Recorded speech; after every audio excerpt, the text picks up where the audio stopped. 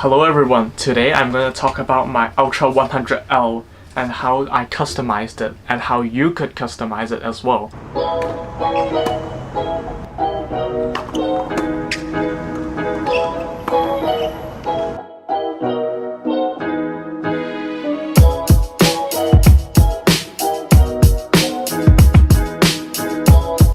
Of course, this video is not geared towards beginners because beginners usually need time to learn their stroke before getting into technical stuff like these.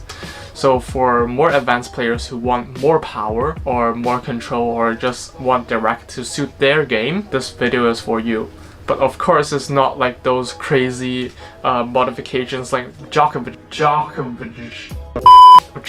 does to the racket, where he lengthens his racket by a tiny bit. Like, we're not going to do that here. We're just gonna try and grasp what kind of modifications you want to do to your racket. This Ultra 100L is of course 100 square inch head, 27 inches long, and the weight is 277 grams.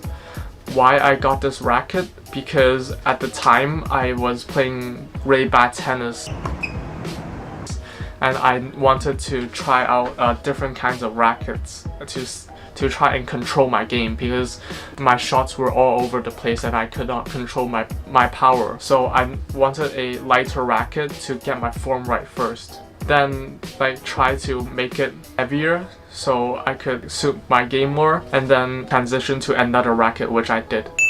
So if you want to try that, I won't say it's a waste, but at least you would know this racket has been beaten up. It's my dummy. It's basically my dummy racket where I tried out various things on it. So enough of that, let's get right into how to customize your racket. So first thing first, you want to get lead tape. So I got some Torna lead tape, which is inside a Prince package for whatever reason. So it's like a reel of, I don't know how many grams, but you get at least 15 grams. Yeah, you cut them out to attach them to your racket. The scale I use is basically a normal kitchen scale. It's good enough for what it does. Or in the package, it gives you a measurement for 1 gram. For example, let me take this out. Oh, by the way, remember to wash your hands after touching lead tape. It's kind of poisonous. For example, maybe this much is 1 gram. It's shown on the instructions. Maybe this is probably half a gram. I've cut this out before. That's usually what I use because it's more versatile, not like those lead tape in the package, which is very expensive and cut out for you. No, I want to have multiple variations, so that's why I chose this kind of lead tape. But this kind of lead tape is too light because my racket is 277 grams and the last racket I use is 306 grams. So I kind of need to match the 300 gram range. So I bought the other Torna lead tape. So this is 3.6 grams per one. So you get 6 pieces in this Torna package. So onto the racket. So the first thing I did is cut up a few gram strips of this to put it on the top of the racket. I'm trying not to get too specific with the swing weight and stuff. Maybe I'll explain it in another video, more in detail. But by putting more lead tape on the top first makes you feel the swing weight. So you imagine this as a clock. The top is the heaviest, like 1 gram could be very impactful, and then the 6 and 9s are the most control. So if you put more here, it will be more control. But remember, even if you put weight here, it will still give you more swing weight. Just keep that in mind. The first thing I did is put 1 gram of lead tape on the top to let me feel out the ball, just to feel if it's too much lead tape for me. And then I put another strip of 1 gram lead tape on the other side. And when I hit it, I was like, nah, this is too much. So I pull them both off, and then get another piece of 1 gram of lead tape, cut it in half, and put it on both sides. I don't know if that would, I don't know if putting 1 gram on only one side would affect it, but I guess it's a mental thing. Anyways, the second thing I did is put 2 of the 3.6 grams lead tape on both sides, so I could get more torsional control. Like, I could get more control, and my racket won't do this when I'm hitting big ass forehands. So it gave me more support there. Well, stupid me, I've never thought of it. Even though I've played brilliant tennis from that point on, I've never counterbalanced this thing.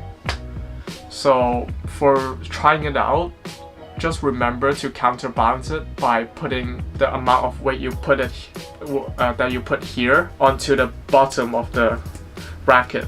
Like, you don't need to pry the trapdoor open like this thing here. You don't need to pry it open. Most tennis players use over grips, so just like put like strips of these lead tapes or these, just slam on there. Just put the amount of lead tape that you put here, just slam it on the bottom of it to counterbalance it. By doing this, even though it will still increase your swing weight, it will make it easier to do volleys, and you will feel less vibration going from the racket, so it will kind of protect your hands and you'll get more control. So these are the basics to customizing a racket. But before you do that, first thing first, you should talk to your coach and hear out what he wants to say. And you should like think about the type of player you are. Like, for example, I'm 6'1" and I'm slightly skinnier than usual. The weight of the racket I should use is about 310 grams or 320 grams. So the Pro Staff 97 for me should be quite suitable for right now. If you have a racket and you quite enjoy the racket but you just want a bit more from it, before you go ham like on this racket, you should try out different strings. For example, right now I'm using the Solinco Tour by Soft. I wanted to try and squeeze out a little bit more power.